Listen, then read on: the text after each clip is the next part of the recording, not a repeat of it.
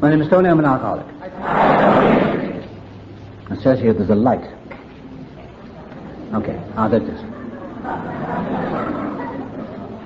My name is Tony. I'm an alcoholic. It's good to be here. It's a privilege to be here, as it is at every Alcoholics Anonymous meeting. It's certainly a privilege to be asked to speak at a Pacific Group meeting. I want to thank Marilyn for asking me. I want to thank Clancy for the Pacific Group. I don't know if I got the billing right, but what is it like? What happened and what is this like now? Well, I drank for 15 years, which is not long compared to some drinking stories I've heard, but it was long enough for me, and I suffered enough pain at the end to stop or to get help. As you can tell by my accent, I'm from across the water. I'm Welsh, which is a very good reason to be an alcoholic. The Celtic disease, that's what I heard when I first came into Alcoholics Anonymous. And what happened was that ever since I was a little child, from the age of 4, I just fill you in about my background. When I was 4 years of age, born in South Wales, my first memories of school convinced me that I was on the wrong planet. I certainly didn't know what anyone was talking about. I had no friends, no school kid friends. I was the source of worry to my parents, especially my father. I was the only child. My father used to say to my mother, there's something very wrong with this boy, which is not the best foundation for mental health or confidence. He didn't mean any harm by that, but that's what he said. And I can remember lying in bed when I was a kid and listening to my father next door whispering to my mother or talking about me. So I didn't have much confidence in myself. And I used to sit at the back of the class in school with my mouth open. I didn't know what they were talking about. And that stayed with me right up through all the years, through my adolescence, which is a painful time, as it is for everyone, my adolescence, through my early adulthood, if I ever reached early adulthood, right up until that first night in the Pacific Palisades meeting on December 29th, 1975. And I sat in that big room, and a man called Chuck C. got up there to speak, and I realized that I was not alone and that I'd somehow come home. I didn't take that in intellectually. I understood intuitively, down in my gut, that I'd arrived home, that something had happened to me, that something significant had happened to me to change my life. Now, it sounds very simple, but that is exactly what happened. And it changed my life. When I left school, I had no future at all. By a series of accidents, I sort of stumbled into the acting profession. I became an actor, and I thought that would fix me.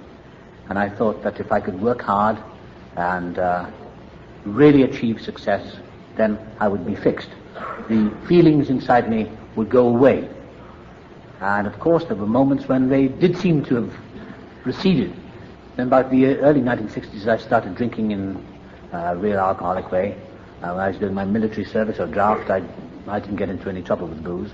But when I started drinking in the early 1960s, it was the beginning of a rapid descent into what I can describe as hell. And I worked in my profession. I became a successful actor early on. I always worked. I was very little unemployed. But I worked harder than I was necessary, really. I used to be ahead of everyone 3 hours. I used to get to rehearsals 3 hours ahead of everyone else, 7 o'clock in the morning, so that I could beat everyone at the game, so that I knew all my business. I knew everything that was meant to be known, so that nobody could cross me, and especially directors, anyone in authority could even look at me in an odd way. I'd get them. And I knew my stuff. I knew what I was talking about. Well, so I thought. I knew a lot. But it was killing me. Because I started getting quite successful in my job, and the feelings got worse and worse and worse. I don't want to dwell on that side of my life, because that's something that was all part of it. But a lot of extraordinary things started happening. In 1974, one of my big dreams was to come to America. And I came to New York to do a play, and I discovered the magic of the American bar. And they don't close like they do in England. And I'd also discovered tequila. I'd been in America about a year before, here in California, and I discovered tequila. And I loved tequila, and it did things to my brain which really were a warm-up for this program.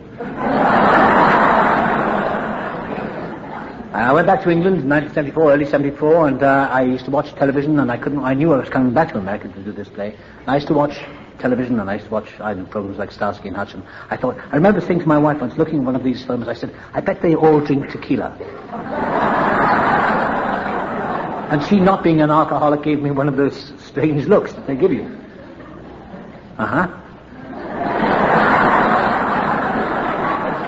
She's one of those very peculiar ones, she drinks a glass of wine regularly at 6 o'clock every night, pours the rest of it down the drain.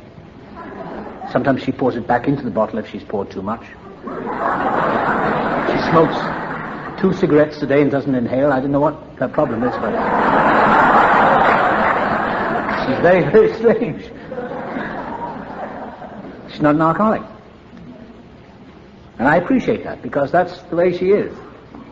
And I have friends who are not alcoholics, and they still are a puzzle to me. Old friends. I've got a friend of 30 years standing, and we go out to dinner sometimes, and my wife and his wife, and they have a half bottle of wine between them.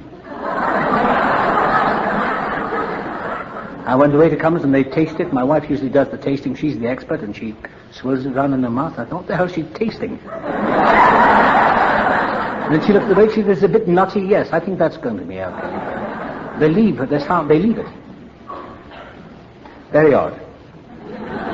But anyway, 1974, I came back to America and came to New York, and I couldn't wait to get to those bars.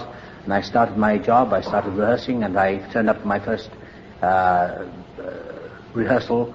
There was a party the night before the first rehearsal day, and I turned up smashed, drunk, out of my mind and insane. And I told the playwright what was wrong with this play immediately. I told everyone else what was wrong with them. There was one woman in that party who was an alcoholic, and is a member of AA, and she looked at me with one of those AA smiles.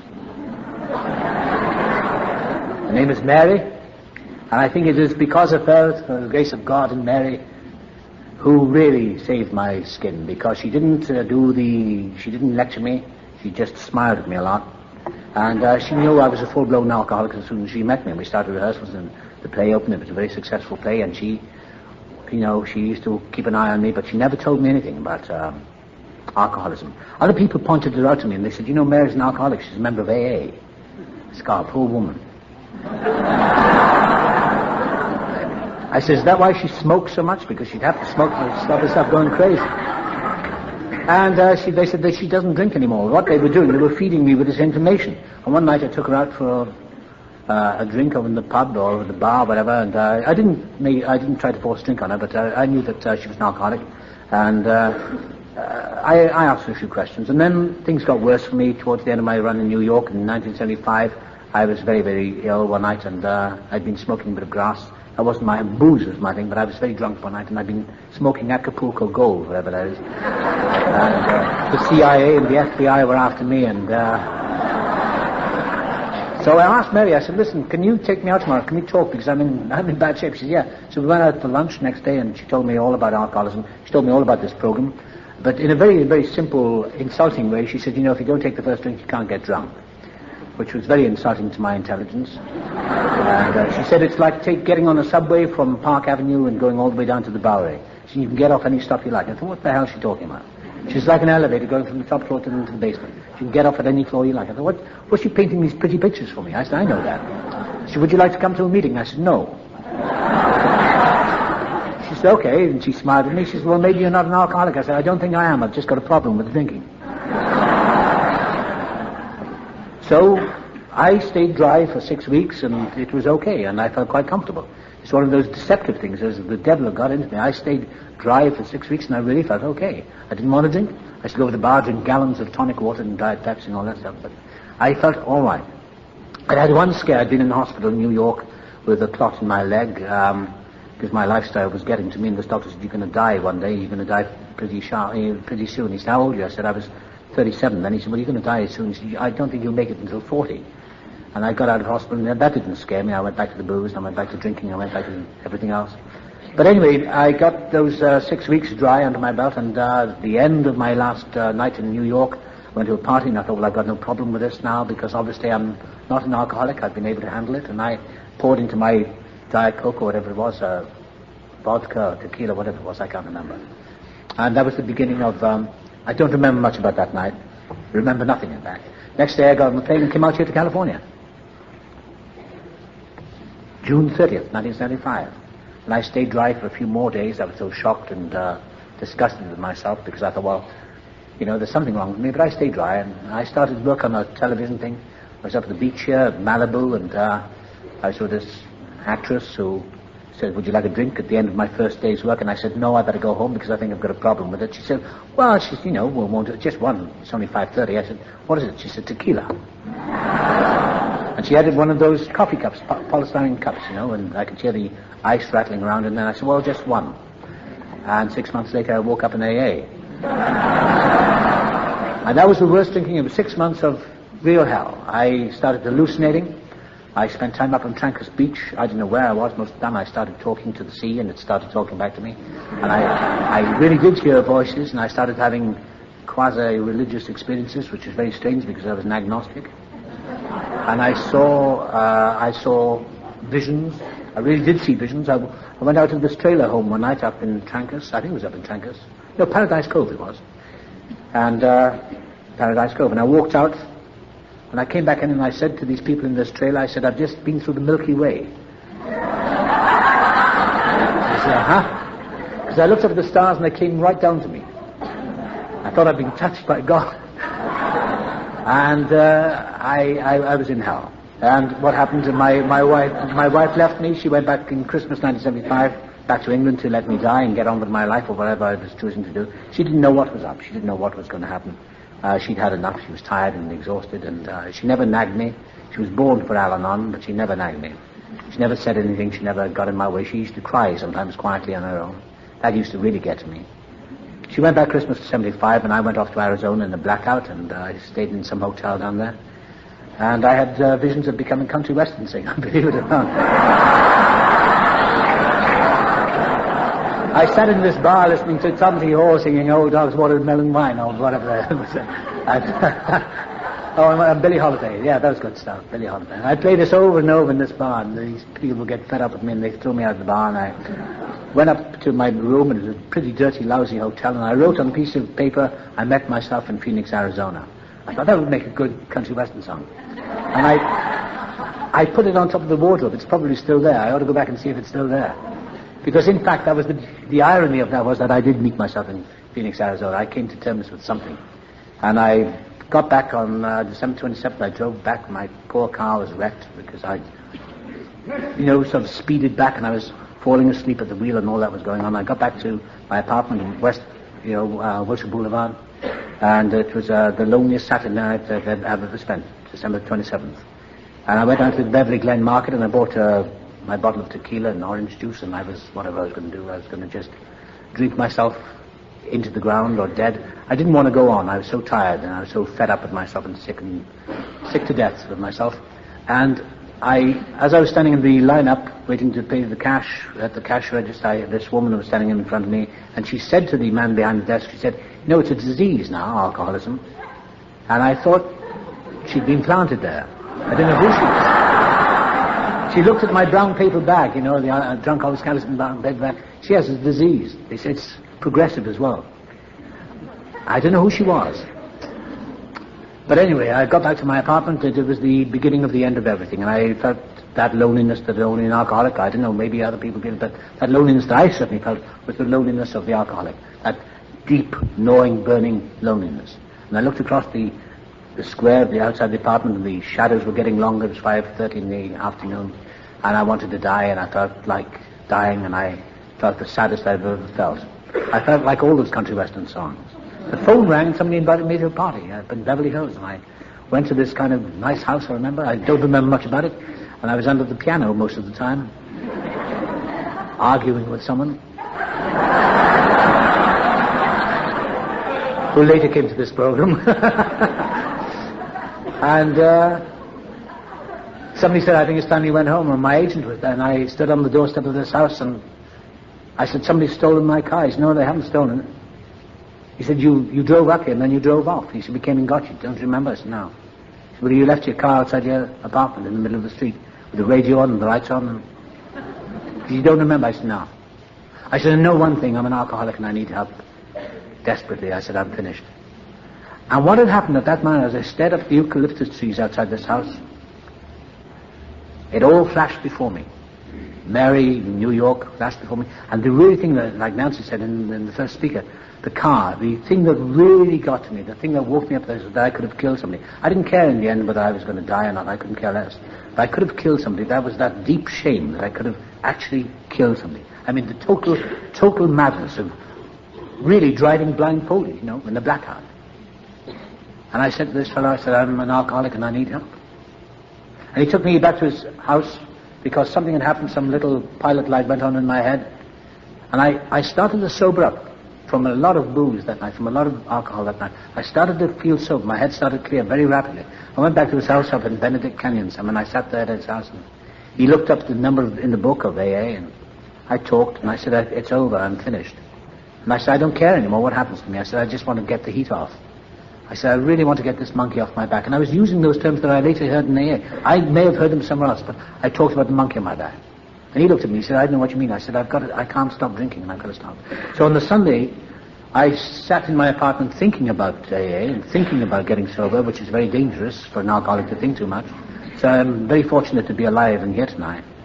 However, I didn't drink that day, and next Monday morning I phoned up the Westwood Los Angeles office, which was on Westwood Boulevard, the Western office, and an elderly lady answered the phone. Her name was Dorothy, and I said, my name is Tony, I'm an alcoholic, and I need help. She said, good. I said, she said, do you want somebody to come around and see you? I said, no, I didn't want anyone in a dirty raincoat coming around to see me. A bottle and the Bible.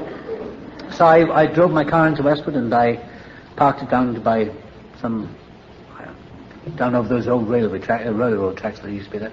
And as I was walking across, I thought, well, maybe I'm making too much of a big deal of this alcoholism. You know, I'm an actor. I'm dramatizing my life too much. You know, calm down. And this other voice that went on simultaneously in my head said, just get your ass to that meeting and do something for yourself for once in your life.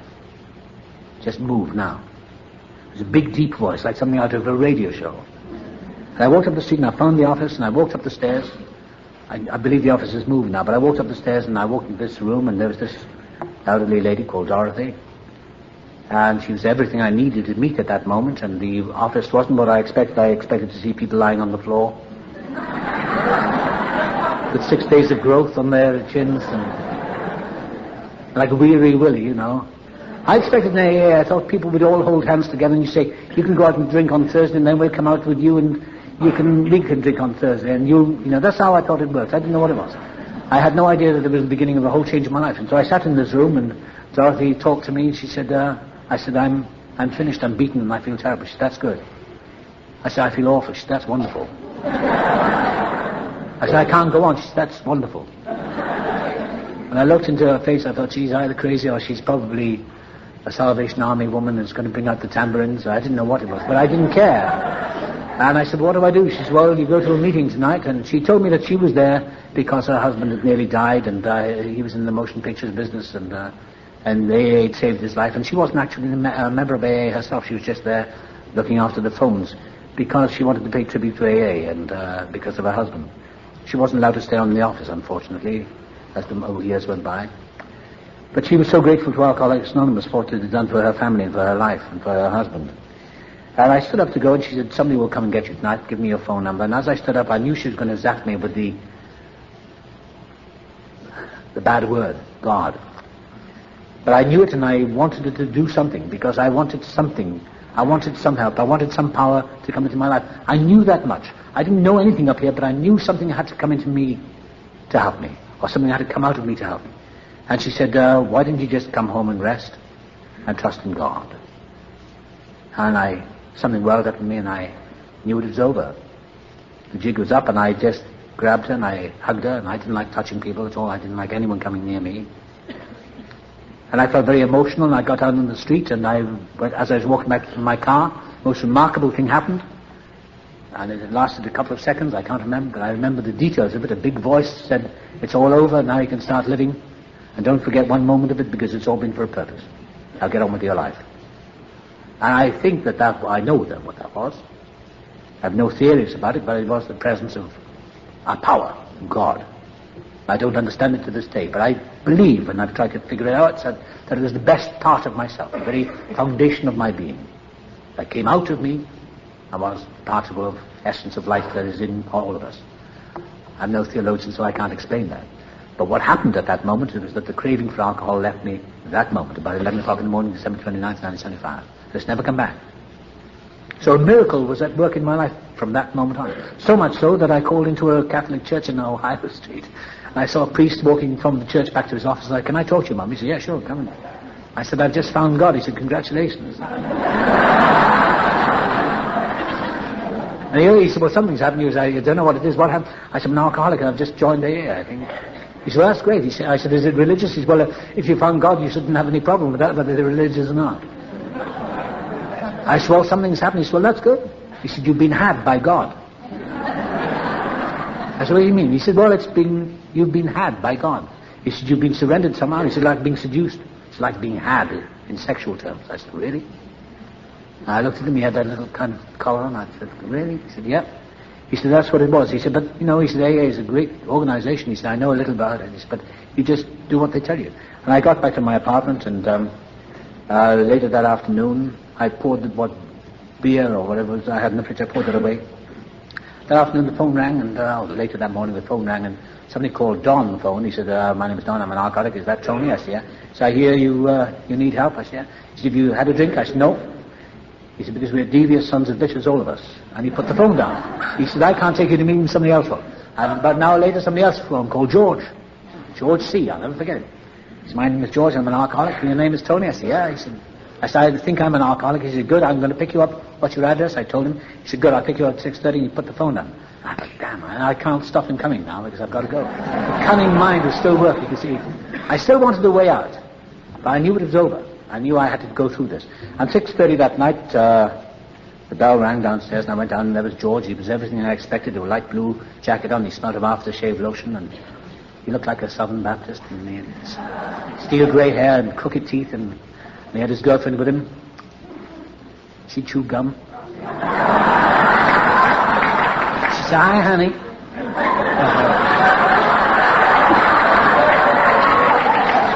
I sat in the back of their car. I thought, God, I'm in with the loonies now, the moonies. Oh, he drove up over Sunset, and I could see the back of his grey head, and he talked about the ego, and he never shut up for the whole journey. He talked about bottoming out. I didn't know what he was talking about. But I knew something, and I could smell this aftershave lotion. I thought, I'm really in with the crazy people now, but I don't care. I'll do anything they ask me to do. I don't care anymore. We pulled in the car park of the Pacific Palisades group, that big meeting out there. That's my home group, although I live in London now. And as I got out of the car, there was an elderly fellow walking ahead, and he was an actor I'd worked with. He was quite an old man. And he was walking ahead down into the main meeting, and I said to George, I said, what's he doing here? He's an alcoholic. I said, "Is he really?" I said, "I just worked with him." He said, "Well, he's an alcoholic like you." So I went down there, and Bob was in the room, and somebody came up to me. A woman was introduced to me, and her name was Laverne, and George said, "This is Tony, he's got 24 hours. She said, "That's fantastic," and she jumped all over me. I thought, well, this is promising. Bob came outside, Tony. He said, "We worked together last year for one day on a publicity thing." He said, he said, "Come on, I've got to..." I said, what are you doing?" He said, "I'm an alcoholic." I said, "Oh." I said, "I think I am." He said, "Good." And I went and sat down, and this old actor came. He said, "Hello, Tony." He said, "How are you?" He said, "I've got a chair waiting for you. I'm glad you made it." He knew. I said, "Did you know?" He said, just gave me that smile. He said, "Yeah, I knew you were an alcoholic, all right." And I sat there, and the first speaker was this doctor, Don, from Palos Verdes, and he looked like everything I dreamed of from The Lost Weekend. He had lank black hair, and his face looked like he'd been walked into a truck. "His name was Don, and I'm an alcoholic." I thought, there's a real alcoholic. And I'd always loved the word alcoholic. I was in a play once, a television play, some years ago, before I stopped drinking, my last year before I stopped drinking, and I actually said this thing, and I said, "I'm an alcoholic," in this play. And I said to the director of this play, I said, "That's a great word, alcoholic, I'm an alcoholic." And I was saying it in this play. I think that 12 stepped me about 18 months later, because I looked at this guy. I thought, there he is. This is the man. And he talked about his car being alcoholic. He only had one headlamp, and and only one windshield wiper. And he talked about drinking vodka or whiskey out of his ski poles. I thought these people are crazy. And then we had a coffee break, and the next guy got up was a man called Chuck C. And he was amazing. And he said, my name's Chuck, I'm an alcoholic. And he said, by the grace of God, I'll have 30 years sober this January. I thought he must be suffering from brain damage. How could anyone have 30 years? But what happened that night was that I sat between Bob and George, and a whole education came to me in a flash. They talk about near-death experiences. Well, I think maybe this is what I was going through in another form. Because I don't know how, because I'm no intellectual giant. I'm no intellect at all. I'm not too smart. But something happened to me. Something rushed through my head. Something rushed into my consciousness which told me everything I needed to know for those moments. And really saved my life. Because I realized that everything I'd been looking for had come to me. That moment. That I'd finally come home. And I don't know how I grasped that. I'm only glad I did. That I'd come home. And I needn't get my act together, because I've been trying to get my act together all my life. And Chuck C. said that night, he said, he was brought up to outsmart everyone and outwit everyone, and he ended up in the squirrel cage. My father said that to me, God rest his soul. My father was an alcoholic, I believe. And he said, outsmart them before they can outsmart them. You, get them before they can get you. Don't trust anyone. And my father said all those things, but he never acted like it. He was a big softy, like all alcoholics are. But he tried to be tough, and he tried to make me tough. I wasn't. I was a big softy. I was just mush inside. And after the meeting, I looked for my checkbook. I thought, I've got to pay these people. Because I now knew that I was absent. That absent from me was the craving to drink. Something had happened in that one night. Now, being a quick study in many ways, I thought I'd better not trust this too much. I was taken over afterwards, and I met Chuck C. And he said, I just introduced him, and he said, he was told that I had 24 hours, I was sober a day. He put his arms on my shoulders. He said, you just keep coming back. He said, because we get better than better. He said, we are suffering from a seemingly hopeless disease. We get better than better. He said, God love you and all that. And he gave me a hug and I went on my way. Next night I was in 2+2 in West Los Angeles, in Westwood Boulevard. And I saw God is love on the church window, the melon window. And that really put me off. And what really crucified me was the word hope. I got very depressed and I wanted to leave. And Bob, who was sitting here tonight, came back with me. He said, you don't have to leave. And he came back and sat with me and listened to me. He doesn't like my telling these stories. But anyway, he helped me a great deal that night. He made me laugh. And I think within at the end of my second week, I was at Rodeo and I heard Clancy speak. So in 2 weeks of sobriety, I heard Clancy and I heard Chuck C. And they had such impact on me that I realized that this was the best thing that could have ever happened to a person like me. And free. Didn't have to pay for it. Most amazing education I've ever had. And the years have gone by, and the days have gone by, and they've turned into months and years. I don't know how this works. I know that it works extremely well. But it is like the kingdom, I guess, that we've been looking for in peace and spirit. I don't understand it. Because what I put into this program and into this life is nothing compared to what I've got back. I've been given in abundance. And these last few years, it's like something has slipped away from me. Like, I keep thinking of those rocket ships that go off, and they jettison parts of themselves as they escape the Earth's orbit. It's like parts of some kind of ballast keep slipping away. And I feel lighter. And I don't understand it. I don't have to strain for it. I go to meetings and I hope I'm helpful. I hope I carry the message in my imperfect way. I'm in a profession where there's a lot of competition, there's a lot of drinking, a lot of drugs are taken. But I'm having the best time of my life. I'm having the very best time of my life. And I cannot take credit for it. I feel like I cannot take credit for it. Somebody said the other day, you should. I said, well, maybe. But I got here because I had nowhere else to go. What's that green light for? Is that it? No. I had nowhere else to go. And I came to America in 1974 looking for fame, fortune, and a big pot of gold. And I ended up in Alcoholics Anonymous. Much to my surprise, it's the last place I ever intended to come to. So it's been an amazing journey. And the weird and peculiar thing I get about my life now in a strange way, and I can't really describe it, is that in a strange way it's none of my business. I get out of bed in the morning and I'm not a deeply religious person. I don't know what I am. Sometimes I have a lot of doubt. Sometimes I think, well, maybe there's nothing there at all. But then I check out and I think, well, how have I stayed sober for 18 years? Through groups like Alcoholics Anonymous, the Pacific Group, through people like Clancy, through Chuck C, through Bob, through all of you. But how? So I don't analyze anymore. Try not to anyway. And just accept. Because I said to someone when I got sober, I said, why did it happen? They said, why not? So for my not very smart brain, that's a good enough answer. Why not? This green light is staring me in the face. I don't really have much more to say, except that I'm immensely grateful. I don't want to go on talking because if I've run out of... I'm so grateful.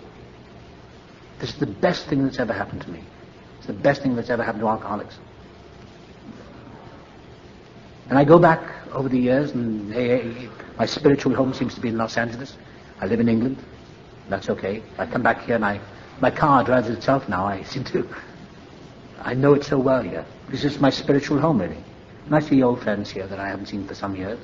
Saw Clancy at the beginning. And it's like a whole history. What I find is incredible is the longevity, is the actual continuity. The continuity. I saw my old friend Tommy here today. And it's the continuity. So many of us could have died. And so many are dying at the moment not knowing what's killing them. And I'm glad that night when I was able to identify myself as an alcoholic, when I read those 20 questions and I got 19 of them right. And I cheered. I thought, yes! I've identified the X factor. I've identified the brand mark. Drunk. And it's like a medal. And my drinking years are all part of my sobriety. I wouldn't have missed it. I don't want to go back there. But I wouldn't have missed it for the world because I've been given 2 lives. Not much more to say. Except I thank you very much. I thank Marilyn. I thank Clancy. I thank you all for a wonderful life. And God bless you all. Thank you very much.